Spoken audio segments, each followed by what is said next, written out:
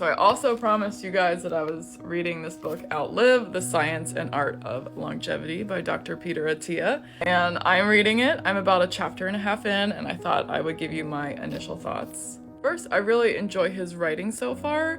I was a little hesitant because sometimes on his podcast, he just kind of like drones on and on about scientific information, and I don't always appreciate that, but he has made an effort for sure not to do that in this book, and he starts out with a story, and it's just well written. I had no idea that Dr. Attia was previously a trauma surgeon resident and that he worked at Johns Hopkins.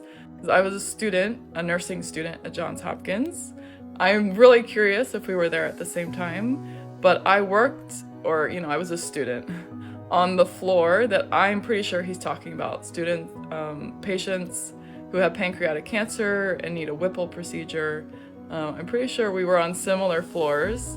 I'd love to know if we were there at the same time, but anyway, for me, that was really interesting to find out. So his argument, and I think he makes a great case for it, and I think we all know it as well, is that modern medicine 2.0 as he calls it, has done a great job at preventing fast deaths, as he labels them.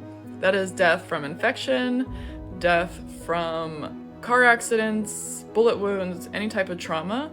We're really good at saving patients' lives in that way. Where we are still totally failing, though, is saving lives in what he terms slow deaths. That's death, from cardiovascular disease, death from metabolic dysfunction, cancer.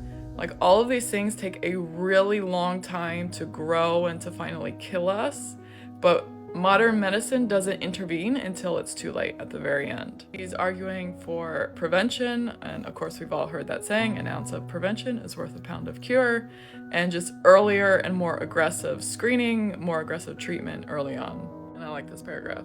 The logical conclusion is that we need to step in sooner to try to stop the horsemen, that's all the long-term slow diseases, in their tracks, or better yet, prevent them altogether.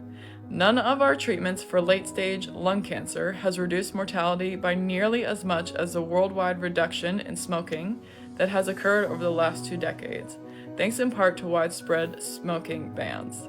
This simple preventative measure, not smoking, has saved more lives than any late-stage intervention that medicine has devised. Yet mainstream medicine still insists on waiting until this point of diagnosis before we intervene. So I promise I'll keep reading and keep sharing what he says.